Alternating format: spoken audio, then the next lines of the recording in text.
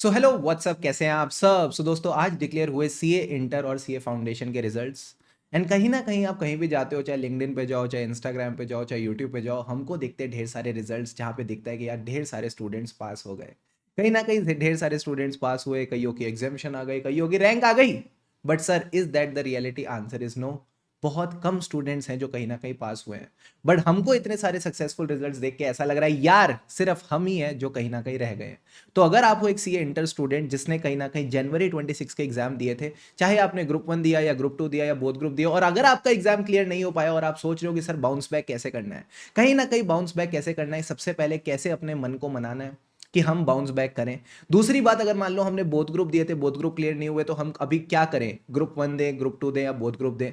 उसके अलावा अगर आपके मन में डाउट आ रहा है कि सर ऐसी मेरे से क्या गलतियां हो गई, ठीक है, मुझे अभी सेल्फ एनालिसिस करना है कि मेरे से क्या गलतियां हो गई, जिन गलतियों को मैं इंप्रूव करके बाउंस बैक कर सकता हूं, उसकी डिस्कशन भी मैं इस वीडियो में करूंगा। इसके अलावा सर, कहीं ना कहीं जब रिजल्ट खराब आता है, आज मैंने कई सारे बच्चों से कनेक्ट किया, ठीक है, उनमें से कई ऐसे स्टूडेंट्स भी थे जो कभी भी जिंदगी में कभी उन्होंने लाइफ में फेलियर नहीं देखा, ठीक है, बट क्योंकि पहली बार फेलियर देखा तो उनके मन में गिल्ट है। सर, गिल्ट किसका? कि जो भी उन्होंने एफर्ट्स करे वो सब एफर्ट्स वेस्ट हो गए, या वो क्लियर नहीं करा बट उन्होंने दोस्तों ने क्लियर कर लिया, ठीक है, दोस्तों के क्लियर करने पे गिल्ट हो रहा है कि यार हम पीछे रह गए। तो ये जितनी भी चीजें आपके मन में चल रही हैं, सारी की सारी मैं इस वीडियो में आपके साथ एड्रेस करके चलूंगा। बिल्कुल भी घबराने की जरूरत नहीं है। आप ऐसा मान लो कि आज इस वीडियो में शुभम सर है ही नहीं, आपका एक बड़ा भैया है, ठीक है, आपका एक बड़ा भैया है जो चार्टर्ड अकाउंटेंट बन चुका है, जिसने अपना इंटर और फाइनल एकदम अच्छे से क्लियर कर रखा है। आज वो आपके साथ बैठेगा, आपको गाइड करेगा कि कैसे आपने आगे बढ़ना है। बात समझ आती है? नहीं आती है? आती है सर। एंड जो ऑडिट के रिगार्डिंग गाइडेंस है वो मैं टुवर्ड्स द एंड रखूंगा, ताकि जिन भी बच्चों को जनरल गाइडेंस चाहिए वो गाइडेंस ले, एंड जिनको सिर्फ ऑडिट स्पेसिफिक गाइडेंस चाहिए उसके लिए भी अगेन मैं टाइम स्टैम्प लगा दूंगा, आप ऑडिट वाली गाइडेंस पे आगे बढ़ सकते हैं। क्या ये बात समझ आती है? आती है सर। बस वीडियो आगे बढ़ाने से पहले, वीडियो पे आगे बढ़ने से पहले मेरी आप सबसे एक रिक्वेस्ट है, प्लीज वीडियो को लाइक कर देना। एक पॉजिटिव वाला स्टेप सबसे पहले लेते हैं, आप वीडियो को लाइक कर दो, वीडियो पे अपनी अटेंडेंस लगा दो, इस हिम्मत के साथ कि भाई मुझे बाउंस बैक करना है। इस बार जब May 26 के एग्जाम हो तो मुझे बाउंस बैक करना है, मुझे सक्सेसफुल रिजल्ट चाहिए। क्या आप सब मेरे साथ हो? यस सर, हम आपके साथ हैं। तो देखो, before I start with this video, मैं आपके साथ सबसे पहले एक आपका माइंडसेट रेडी करना चाहता हूं बाउंस बैक करने के लिए। ओके सर, जब आज रिजल्ट आया तो आप सबको पता है ऑन एन एवरेज अगर 100 स्टूडेंट्स ने एग्जाम दिया तो सर पास कितने बच्चे हुए हैं? Around 15% students. यानी 100 में से सिर्फ 15 बच्चे ही हैं जो कहीं ना कहीं क्या हुए हैं? सक्सेसफुल हुए हैं। सर, मेजॉरिटी स्टूडेंट्स का क्या? मैंने कहा जो मेजॉरिटी स्टूडेंट्स हैं, like 85% of the students, they have not been able to clear the exam। कहीं ना कहीं ये एग्जाम क्लियर नहीं कर पाए। एंड अभी प्रॉब्लम क्या हो रही है ना, ये जहां भी जा रहे हैं ना, इनको सिर्फ ये वाले बच्चे दिख रहे हैं जिनका एग्जाम क्लियर हुआ है। सारे टीचर्स कौन से रिजल्ट शेयर कर रहे हैं? जिसमें ये वाले बच्चे हैं।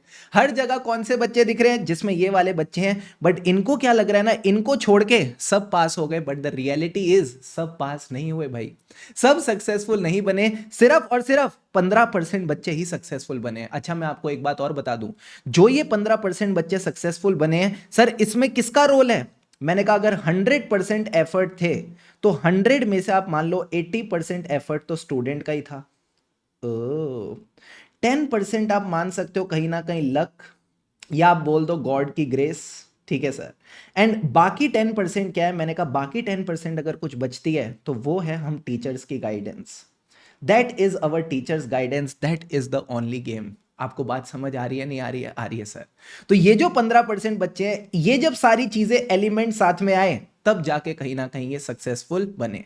अब सर एक बात बताओ, हम यहाँ पे वीडियो में किस पे फोकस कर रहे हैं? 85% स्टूडेंट्स पे। तो प्लीज ध्यान से समझना आज इनके पास क्या ऑप्शन है। मैंने कहा आज लाइफ ने इनको दिए दो ऑप्शन। सर क्या? या तो कहीं ना कहीं ये ले ले टेंशन, या फिर ये ले लें एक्शन। वाह सर, क्या बढ़िया वर्ड प्ले है। ठीक है, या तो आज ये टेंशन ले सकते हैं या एक्शन ले सकते हैं। मैंने कहा यानी जब रिजल्ट खराब आता है तो सबसे नेचुरली एक इंसान को क्या आएगा? सर एक नेचुरल चीज आएगी इंसान को, टेंशन। क्यों मेरा रिजल्ट इतना खराब हुआ? क्यों ही मेरे साथ ऐसा हो रहा है? क्या किया मैंने इतना खराब जो मेरे साथ ही ऐसा हुआ? Why god why? क्या है ये सब? टेंशन। क्या अच्छा इससे क्या चीजें इंप्रूव हो रही है? नहीं, बट मजा आ रहा है। कहीं ना कहीं अगर अपन टेंशन ले रहे तो हमको एक अच्छा लग रहा है कि चलो हम कुछ कर रहे हैं, but it is not yielding any result. करना क्या चाहिए सर? हमको लेना चाहिए एक्शन। मैं ये नहीं कह रहा अभी उठा लो फटाफट किताब जाके, I am just trying to develop your mindset कि आपको क्या करना चाहिए। अब आपको हो सकता है ये भी लगे शुभम सर आप कितने इनसेंसिटिव हो, आप ऐसा बोलो ना हम 85% स्टूडेंट्स को थोड़ा टाइम परेशान हो लेना चाहिए, थोड़ा टाइम हमको रिलैक्स कर लेना चाहिए, थोड़ा टाइम रेस्ट ले लेना चाहिए। मैं देता रेस्ट करने के लिए टाइम। अगर आईसीआई का एग्जाम 2 महीने की जगह 5 महीने के बाद होता या 4 महीने के बाद होता, मैं बोलता बढ़िया, एक हफ्ता आप आराम से रिलैक्स करो, ठीक है, थोड़ा दोस्तों के साथ घूमने वूमने जाओ, अपने माइंड को मेकअप करो, फिर पढ़ाई स्टार्ट करना। बट इन बदमाशों ने जो एग्जाम है वो कब रख रखा है? मैंने कहा 2 महीने के बाद रख रखा है। तो मैं आपको ये बताना चाह रहा हूं कि अगर आपको रिकवर करना भी है, अगर आपको टेंशन लेनी भी है, तो उसके लिए सिर्फ आज का टाइम है। कल से आपको किताबें उठानी पड़ेंगी, मन को मनाना पड़ेगा और एक्शन लेना पड़ेगा। बात समझ आ रही है कि नहीं? हाँ सर। और मैंने अभी इतना बोल दिया ना, इसके बाद भी मैं आपको बता देता हूं क्या होने वाला है सर। ये 85 में से भी अगेन 80% स्टूडेंट्स इसी कैटेगरी में रहने वाले हैं। ये नहीं लेने वाले एक्शन, ये इसी कैटेगरी में रहेंगे। बट अगेन कुछ 20-25% बदमाश होंगे जो अपने मन को मना लेंगे, जो एक्शन ले लेंगे, और कहीं ना कहीं जब अगली बार रिजल्ट आएगा, next time when the result is declared, फिर ये पास परसेंटेज का पार्ट बन जाएंगे and these students will be successful in the May 26 exams. क्या ये बात समझ आती है? नहीं आती है? आती है सर। सर एक बात बताओ, ये सब तो आपने बोल दिया, क्या एक्चुअल में स्टूडेंट्स ये चीज कर पाते हैं? जी हां, कर पाते हैं। ये है लिस्ट उन इंटर स्टार्स की जिन्होंने बाउंस बैक किया ऑडिट सब्जेक्ट में। मैं तो ऑडिट पढ़ाता हूं ना, तो मैं आपको ऑडिट के बारे में बताता हूं। इन्होंने बाउंस बैक किया ऑडिट में, यानी सितंबर 25 में इनका स्कोर 40 भी टच नहीं किया था, ये 40 के नीचे थे। और जब Jan 26 का रिजल्ट आया तो इन सब ने स्कोर किया 50 एंड अबव। कईयों ने तो एग्जामिशन भी स्कोर करी, बट जहां ये 40 भी टच नहीं कर पा रहे थे ऑडिट में, वहां इन्होंने 50 एंड अबव स्कोर किया। सर मैं ऑडिट का एग्जांपल इसलिए भी ले रहा हूं क्योंकि ऑडिट एक ऐसा सब्जेक्ट है जिसमें सबसे ज्यादा बच्चों को डर लगता है।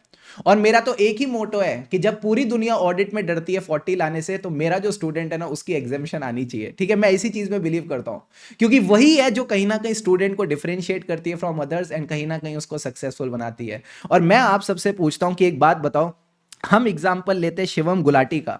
जब शिवम गुलाटी के पिछली बार 19 मार्क्स आए, यस सर, और 19 से ये कहीं ना कहीं 72 पे आया, तो मुझे एक बात बताओ, जब इसके 19 आए होंगे तो सोसाइटी ने तो इसको भी नालायक बोला होगा, ठीक है, सोसाइटी ने तो शिवम गुलाटी को भी नालायक बोला होगा। बट जब ये 19 मार्क्स से अब 72 पे आया, क्या मैं बोलूं वही सोसाइटी आज इसकी तारीफ कर रही होगी कि वाह यार शिवम खेल गया यार, तू तो क्या थी तेरी स्ट्रेटेजी।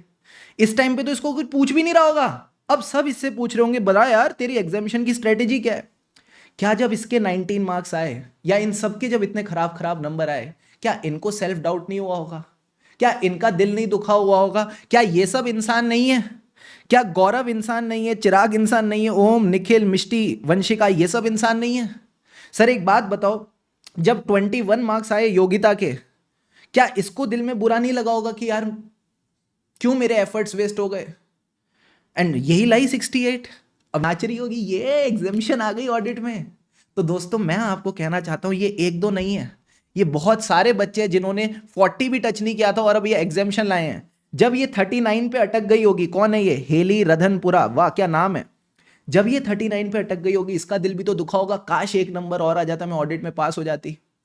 ठीक है, एंड यही आज एग्जामिशन लेके आई है, मस्त पार्टी कर रही है।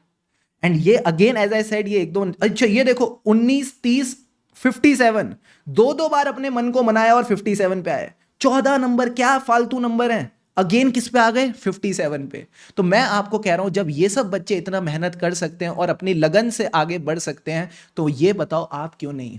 क्या हम किसी से कम है क्या? आंसर इज नो, हम किसी से कम नहीं है।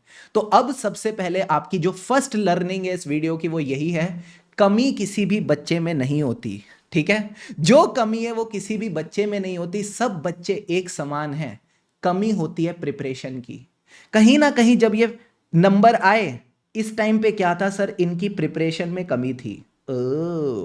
जैसे इन्होंने प्रिपरेशन का कमी को खत्म किया, अपनी प्रिपरेशन को इंप्रूव किया, सबने धड़ल्ले से चौके छक्के मारे और सब एग्जामिशन स्कोर करके ले आए।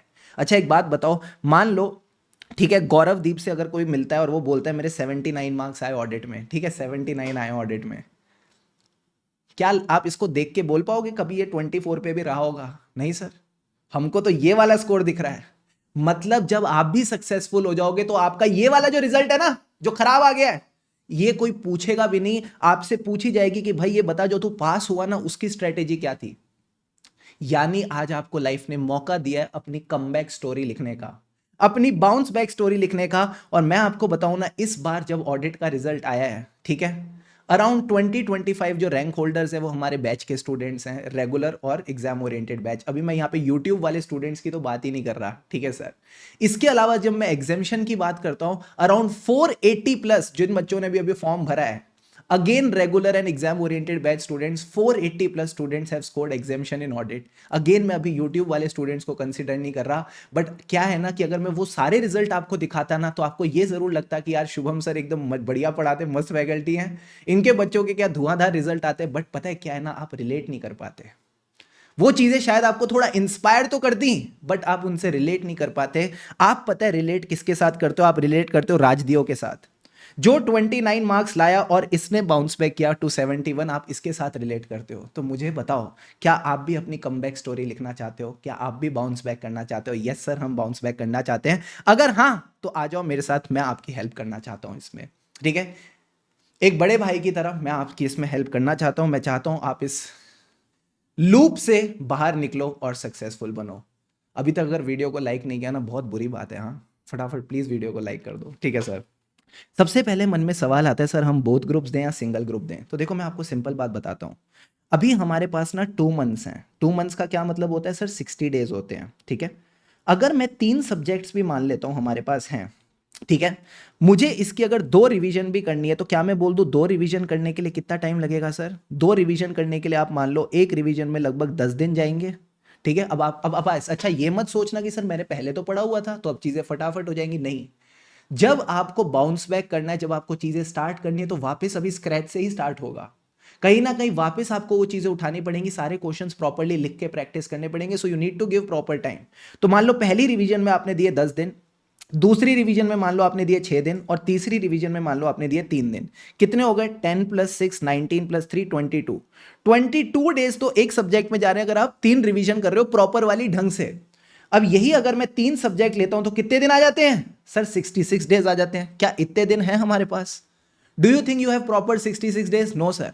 मतलब हमारे पास जो ये टाइम है 60 डेज का, ये सर एक ग्रुप के लिए भी बहुत लिमिटेड टाइम है। तो मैं कहता हूं 2 के बारे में तो प्लीज सोचो भी मत, ठीक है। अगर आपके नंबर बहुत कम कम आए बोथ ग्रुप्स में, तो it is better you think of a single group, कि कहीं ना कहीं अभी आप सिंगल ग्रुप मई में निकालो। बट अगर आपको लगता है नहीं नहीं मैं सर बोथ प्रिपेयर करके देना चाहता हूं, तो मई में मत देना, सितंबर में देना, ठीक है सर। तो मेरी यही आपसे एडवाइस रहेगी कि आप सिंगल ग्रुप पे फोकस करो। एंड अगर आपको लगता है कि मुझे 2 से 3 रिवीजन खींचनी है, तो ऑब्वियसली 10 की जगह आप क्या कर सकते हो? 9 डेज दे सकते हो। सेकंड रिवीजन में you can give 4 days, and last revision में यू कैन गिव 2 डेज। तो इससे आप कहीं ना कहीं 3 रिवीजन हर सब्जेक्ट की मैनेज कर पाओगे, मुझे ऐसा लगता है, ठीक है। ठीक है सर, इस तरह से आप प्लान करके चल सकते हो। सब्जेक्ट वाइज 3 रिवीजन 9-4-2 का प्लान रख सकते हो, ठीक है सर। अब सर एक बात बताओ, कुछ ऐसे स्टूडेंट्स हैं जिन्होंने जनवरी 26 में ग्रुप 1 दिया, ठीक है, एंड इनका ग्रुप 1 अभी क्लियर नहीं हुआ। साथ ही साथ इन्होंने ग्रुप 2 की जो क्लासेस थी वो एग्जाम के बाद स्टार्ट कर ली थी, और वो क्लासेस ऑलमोस्ट कंप्लीट होने पे आ गई हैं या कंप्लीट हो चुकी हैं। तो मैंने कहा अगर आपकी ये वाली सिचुएशन है, तो मैं आपको ये रिक्वेस्ट करूंगा, जो ग्रुप 2 की क्लासेस कंप्लीट हो गई हैं या होने वाली हैं, उसी भी रिवीजन पे फोकस करो। उसकी आप अच्छी 2-3 रिवीजन कर लो, और May 26 में you should give only group 2। आपने सिर्फ ग्रुप 2 देना है। सर व्हाट अबाउट ग्रुप 1 जो हमारा क्लियर नहीं हुआ? कोई बात नहीं।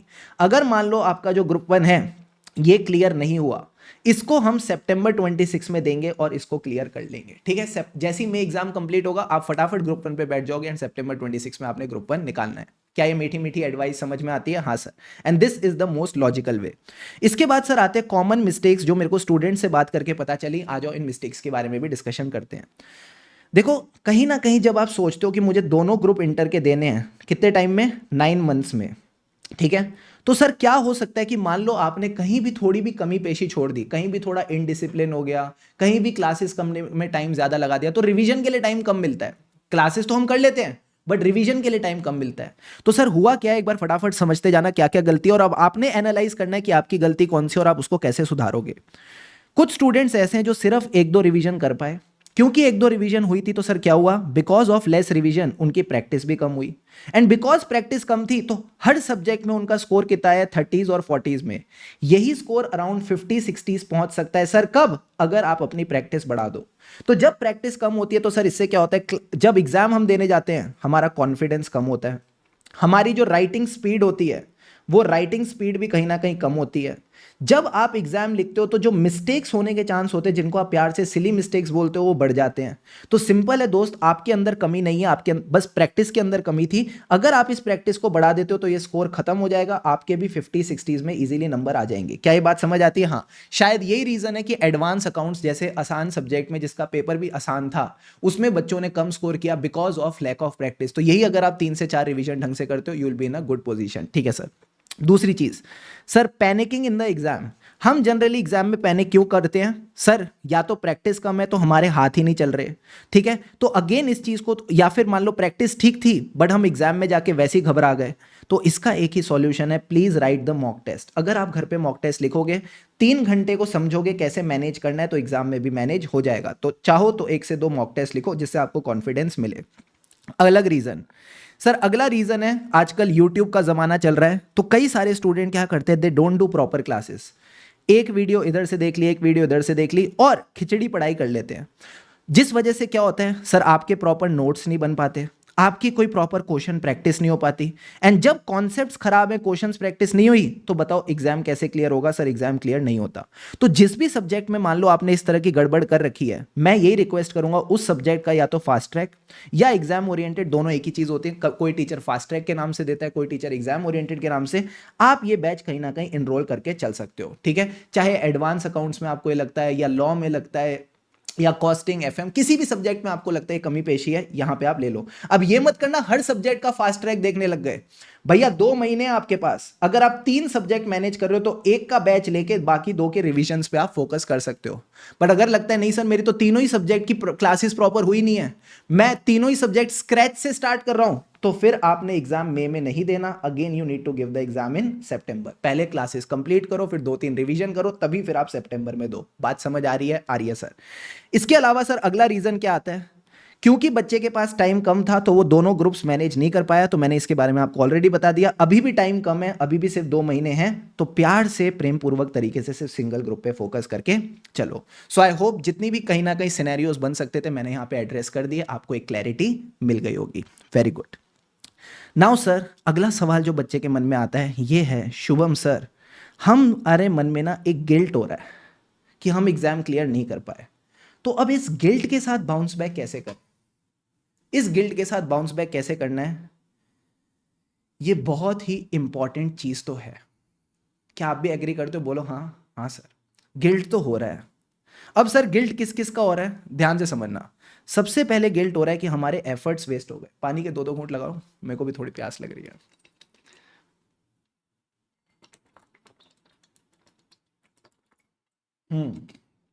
गिल्ट किसका है? हमारे एफर्ट्स वेस्ट हो गए।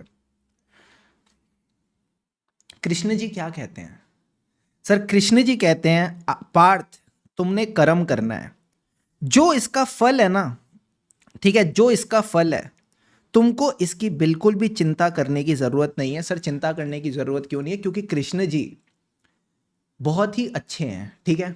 अगर आपने कोई कर्म किया है तो उसके फल का ख्याल वो रख लेते हैं, उसका फल आज नहीं तो कल आपको मिलेगा। मतलब आपको जो ये लग रहा है ना आपके एफर्ट्स वेस्ट हो गए, आपको क्या लग रहा है यार मेरे इसमें 39 मार्क्स आ गए, या मेरे इसमें 59 मार्क्स आ गए, काश थोड़ा एफर्ट और डालता तो एग्जामिशन मिल जाती, तो मेरे तो एफर्ट्स वेस्ट हो गए, मुझे वापस पूरे एफर्ट्स डालने पड़ेंगे और रिजल्ट वही मिलेगा। तो मैं आपको बताऊं, जो भी आपने अभी तक एफर्ट्स करे हैं, पहली बात तो वो वेस्ट नहीं हुए। जो आपने अपना एफर्ट किया वो था आपका कर्मा, एंड आपके जो भी कर्मा क्रेडिट पॉइंट्स थे, जो भी कर्मा के पॉइंट्स थे वो आपके अकाउंट में क्रेडिटेड है। ऐसा मान लो, क्या होता है ना, हम बैंक पे जाते हैं तो हम बैंक में पैसा जमा कराते हैं तो हमारा पैसा बैंक अकाउंट में क्रेडिट हो जाता है। तो ऐसे ही आप मान लो ऊपर वाला आपका एक अकाउंट मेंटेन कर रहा है जिसमें आपका कर्मा के जो भी पॉइंट्स थे वो क्रेडिट हो चुके हैं, ठीक है सर। अब एक बात समझना, क्या आपने उन पॉइंट्स को रिडीम किया? मैंने कहा नहीं, आपके पास रिजल्ट तो आया ही नहीं। आपने कर्मा तो किया बट आपके पास रिजल्ट है ही नहीं।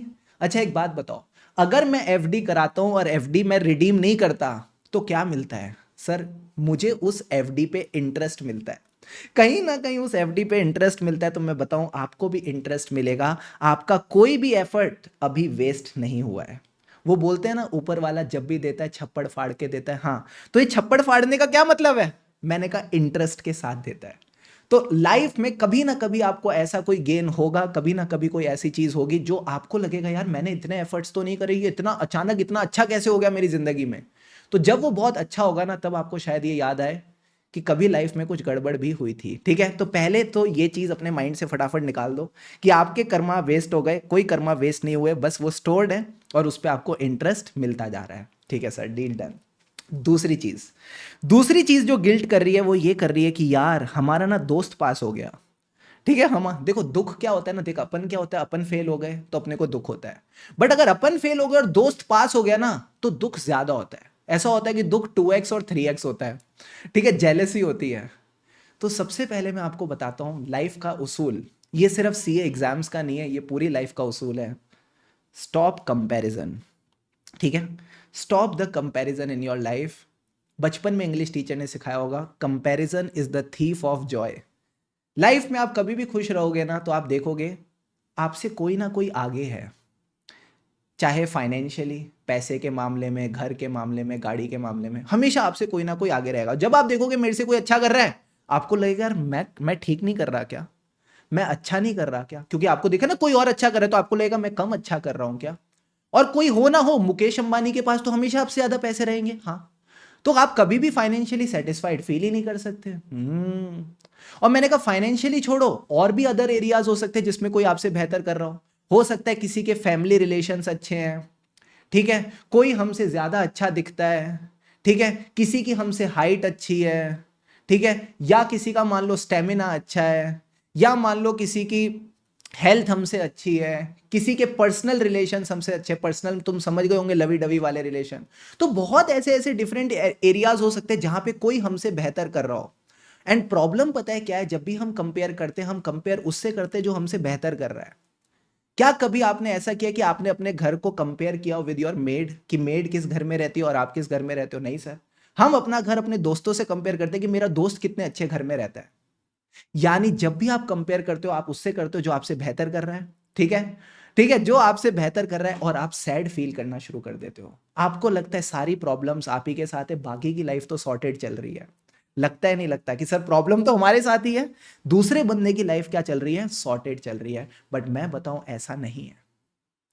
आप पता है क्या कर रहे हो, आप अपनी जो खराब चीज होती है ना, जो आपका खराब फेज है, वो उस खराब फेज को दूसरे के अच्छे फेज से कंपेयर करते हो। मतलब अगर आपको लगता है मैं फाइनेंशियली अच्छा नहीं कर रहा, तो आप दूसरे के फाइनेंशियल से कंपेयर कर रहे हो सकता है वो बंदा फाइनेंशियली अच्छा कर रहा हो, बट उसकी फैमिली में बाकी प्रॉब्लम्स चल रही हो जो आपकी लाइफ में नहीं चल रही। ठीक है, ऐसा भी तो हो सकता है कि वो दूसरे फेज में आपसे पीछे हो, आप दूसरे फेज में उससे आगे हो। तो ये कुछ जनरल गाइडेंस थी जो मुझे आपके साथ शेयर करनी थी। I hope it was helpful. आखिरी में सर बात करते हैं ऑडिटिंग की। अगर मान लो आप ऑडिट वाले सब्जेक्ट से परेशान हो, तो सर अब हम क्या करें, रिवीजन वीडियोस के साथ आगे बढ़े, क्लासेस करें, कैसे करें, मैं आपको बताता हूँ। 1 मिनट पानी का एक घूंट लेने दो, फिर मैं ऑडिट वाली चीज भी गाइड करता हूँ, and then we will wrap up this video.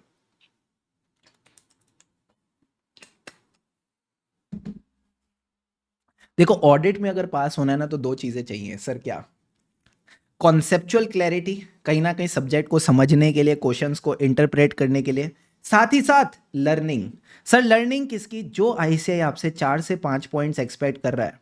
ठीक है, जो वो हर टॉपिक में आपसे 4 से 5 पॉइंट्स एक्सपेक्ट कर रहा है, विद प्रॉपर कीवर्ड्स, ये आपको प्रॉपरली टिप्स पे होने चाहिए, लर्न होने चाहिए।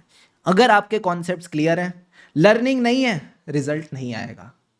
किसको कैसे पता आपको कॉन्सेप्ट आता है जब आप लिख ही नहीं पा रहे? ठीक है, तो लर्निंग जरूरी है। ठीक है, अगर आप बिना कॉन्सेप्चुअल क्लैरिटी के लर्न करे जा रहे हो, तो आप रट्टा लगा रहे हो। 1 दिन याद रख पाओगे, 2 दिन याद रख पाओगे, 3 दिन याद रख पाओगे, चौथे दिन फटाफट भूल जाओगे। तो अगर आप चाहते हो कि एक अच्छे चार्टर्ड अकाउंटेंट बनो, तो दोनों की दोनों चीजें इंपॉर्टेंट हैं। ठीक है सर। अब देखो, कुछ ऐसे स्टूडेंट्स हो सकते हैं जिन्होंने प्रॉपरली अपनी क्लासेस कवर कर रखी है, या तो रेगुलर या फास्ट ट्रैक बैच प्रॉपरली कर रखा है। जिस बैच के साथ, प्रॉपरली का क्या मतलब है, नेटफ्लिक्स की सीरीज की तरह नहीं देखा, क्लास के साथ प्रॉपर नोट्स बनाए हैं, प्रॉपर क्वेश्चन बैंक सॉल्व किया है। ठीक है, टेस्ट दिए नहीं दिए कोई बात नहीं, कुछ स्टूडेंट्स टेस्ट देते नहीं देते, मैं ये नहीं कहूंगा टेस्ट नहीं दिए तो बैच नहीं किया, बैच तो किया है, ठीक है। तो बैच के साथ अगर आपने प्रॉपर नोट्स बनाए, क्वेश्चन सॉल्व करें, that means your batch is done. And कहीं ना कहीं क्योंकि रिविजन्स की कमी थी, हो सकता है आपने क्लास करते एग्जाम देने चले गए हो, ठीक, या फिर आपकी प्रॉपर रिविजन नहीं हो पाई, जो भी रीजन था, तो आपका काम तो हो जाएगा, ठीक है। आप क्या करो, जो लेटेस्ट बुक्स हैं वो रेफर कर लो फ्रॉम bbpublication.com, ठीक है। अराउंड आई थिंक 270 पेजेस में हमने पूरे आईसीएस स्टडी मटेरियल को अच्छे से कंसाइज करके प्रॉपर्ली आपको दे रखा है, एंड आपको उसकी कोई टेंशन लेने की जरूरत नहीं है। इस बार भी जिन बच्चों जो क्लास स्टूडेंट हैं उसके आई थिंक हाईएस्ट 88 मार्क्स अभी तक जो मैंने देखे, 88 89 मार्क्स थे, तो बिल्कुल घबराने की जरूरत नहीं है, आपको बढ़िया नंबर मिल जाएंगे हमारे मटेरियल से, ठीक है सर। तो वो बुक्स, नोट्स और क्वेश्चन बैंक आप यहाँ से रेफर करके चल सकते हो। अच्छा, अगर किसी के पास बुक्स ऑलरेडी हैं, बुक्स कौन सी वाली sir? May 25 and onward, May 25 and onward, September 25, Jan 26 and onward, ये वाली कोई सी भी बुक है तो चल जाएगी, कोई दिक्कत नहीं है, इट इज प्रॉपर्ली अपडेटेड, ठीक है सर। आपने क्या करना है, बुक्स रेफर करनी है, take help of the revision playlist, जहां पे हमने कॉन्सेप्ट्स और क्वेश्चन आपको अच्छे से रिवाइज करा रखे हैं, यहां से आपका काम हो जाएगा, वापस आपको कोई बैच लेने की जरूरत नहीं है, ठीक है, इससे आपका पूरा काम हो जाएगा। प्लस सर रिवाइज करना कैसे है, हमारी रिवीजन की अप्रोच क्या होनी चाहिए, इसके लिए मैंने आपको एक वीडियो दे रखी है जिसमें मैंने प्रॉपर सीए इंटर ऑडिट की रिवीजन गाइडेंस दे रखी है कि कैसे आपने रिवाइज करना है, let's say 10 to 12 days, 6 to 7 days, 2 to 3 days, क्या अप्रोच रहनी चाहिए। तो वो रिवीजन गाइडेंस वाली जो वीडियो, उसका लिंक मैं आपको डिस्क्रिप्शन में दे दूंगा, ठीक है सर। अब सर बात करते हैं उन बदमाशों से जिन्होंने प्रॉपर क्लासेस करी नहीं, कॉस्टिंग को इज्जत दी, एफएमएसएम को इज्जत दी, बट ऑडिट की बारी आई नहीं।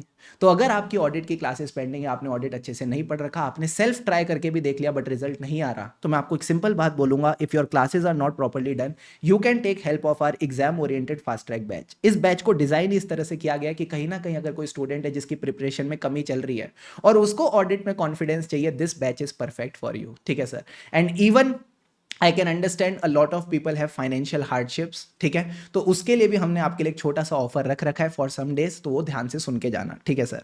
तो इसमें क्या है, मैं आपको प्रॉपर गाइड करूंगा कि कैसे आप 30 डेज में रोज अगर आप ऑडिट को 5 आवर्स देते हो प्रॉपरली, तो आप कैसे बैच को कंप्लीट कर सकते हो। और मैं बताऊं ना, बैच जब आपका यहाँ पे कंप्लीट होगा तो सिर्फ बैच कंप्लीट नहीं होगा, उसके साथ आप मान लो आपकी फर्स्ट रिवीजन भी कंप्लीट हो जाएगी, प्रॉपर टेस्ट भी कंप्लीट हो जाएंगे, यानी जो खोया हुआ कॉन्फिडेंस है वो कॉन्फिडेंस आपको मिल जाएगा, ठीक है सर।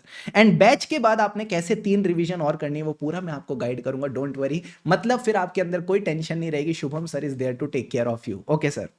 सर ये क्या है, ये हमारा रिकॉर्डेड बैच है, ठीक है, बिकॉज अब लाइव बैच तो अगले हफ्ते शुरू हो ही रहा है। जिन बच्चों ने अभी फाउंडेशन क्लियर किया, जिन्होंने ग्रुप 1 क्लियर किया, उनके लिए हम ग्रुप 2 का लाइव बैच फॉर September 26 वैसे भी नेक्स्ट वीक स्टार्ट कर ही रहे हैं, ठीक है। बट आपके लिए मुझे पता है कि कहीं ना कहीं आपको थोड़ी हैंड होल्डिंग चाहिए, तो मैं आपके साथ रेगुलरली जूम सेशंस में कनेक्ट करता रहूंगा, लाइव जूम सेशंस में कनेक्टेड करता रहूंगा, और आपसे अपडेट लेता रहूंगा कि आप डेली टारगेट्स पूरे कर रहे हो कि नहीं। तो मैं आपको डेली टारगेट्स सेट करके दूंगा, and then you have to achieve those targets, that's all that you need to do. Deal done? Done sir. इसकी ड्यूरेशन क्या है सर? इसकी ड्यूरेशन इज अराउंड 120 आवर्स। अब आपको पता है आईसीए हर बार एक ग्रुप में एक टफ पेपर तो पूछता है, ठीक है सर। अब जब पेपर टफ आता है तो भी आपको प्रॉपर कवरेज की जरूरत है, एंड मान लो अगर पेपर इजी भी आ गया तो बाकी जो टफ पेपर है उनके साथ सेट ऑफ करने के लिए, ग्रुप का ओवरऑल स्कोर बढ़ाने के लिए भी हमें ऑडिट अच्छे से आना चाहिए।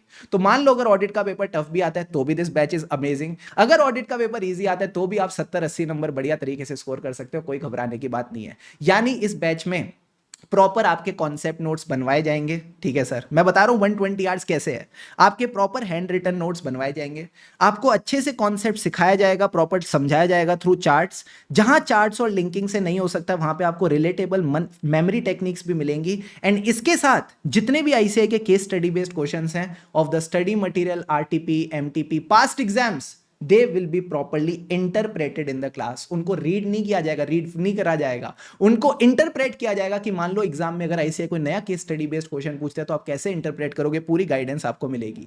इसके साथ साथ आप ही के कॉन्फिडेंस के लिए around 12 topic wise class test will be there, ताकि वो जो आपका खोया हुआ कॉन्फिडेंस है वो वापस आ सके। आप बैच का स्केड्यूल भी देख सकते हो, 5 क्लासेस के बाद ही आपका टेस्ट 1 आ जाएगा ऑफ चैप्टर 1, एंड चैप्टर 1 इस बार कहीं ना कहीं लगभग आई थिंक 8 to 10 मार्क्स का आपके एग्जाम में दिखा था, तो आप ऐसा मानते जाओ 8 to 10 मार्क्स की प्रिपरेशन तो आपकी पहली क्लासेस 5 क्लास में ही हो जाएंगी। वाह सर, मजा आता जाएगा। इसके अलावा जब बैच कंप्लीट होगा तो उसके बाद मैं आपका एक फुल कोर्स मॉक टेस्ट भी शेड्यूल करके दूंगा, सो दैट आपकी ऑडिट की प्रिपरेशन को कोई प्रॉब्लम ना आए।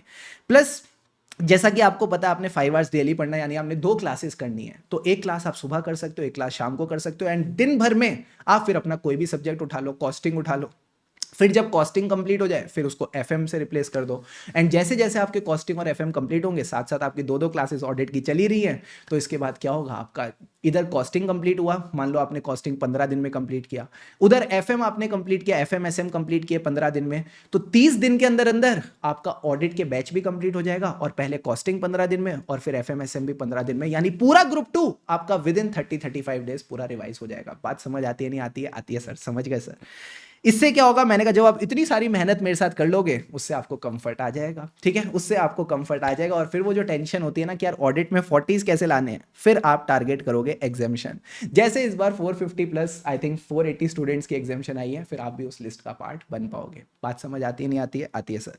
So that's it from my side. मैं आपको इसकी डिटेल्स बता देता हूँ। लाइव गाइडेंस बैच आप अगर अभी आज ही एनरोल करोगे तो आप अभी भी स्टार्ट कर सकते हो, ठीक है, मैं तो कहूंगा कल सुबह से करना, अभी से इतनी जल्दी से करने की क्या जरूरत है।